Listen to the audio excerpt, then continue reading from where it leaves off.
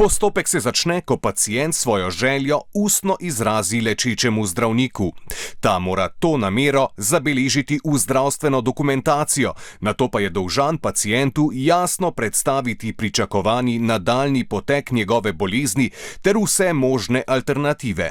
Trpečemu mora predstaviti možnosti lajšanja bolečine s protibolečinsko terapijo, možnosti paliativne oskrbe, zdravljenja v tujini in vse ostale oblike podpore, ki jih lahko nudi zdravstvo.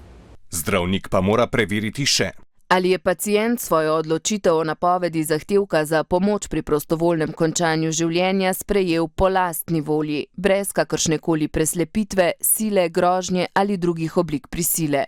Ko zdravnik in pacient opravita ta prvi pogovor, se morata najkasneje v 14 dneh obvezno pogovoriti še enkrat. Pacient lahko postopek seveda kadarkoli ustavi. Če pa pri odločitvi vztraja, se na drugem srečanju z zdravnikom izpolni vloga, ki jo mora pacient osebno podpisati. Če pacient ne more pisati, predvideva zakon uveljavitev in overitev volje v pričo notarja. Podpisana vloga se nato skupaj z mnenjem lečečega zdravnika posreduje pristojni komisiji. Veččlanska komisija nato določi še neodvisnega zdravnika in neodvisnega psihiatra, ki samostojno pregledata pacienta in njegovo vlogo.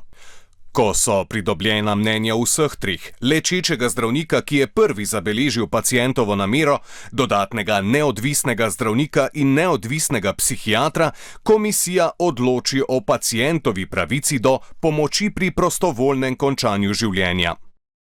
Če so vsi pogoji izpolnjeni, je vloga odobrena. Pacient nato skupaj z lečečim zdravnikom določi datum, uro in kraj končanja življenja.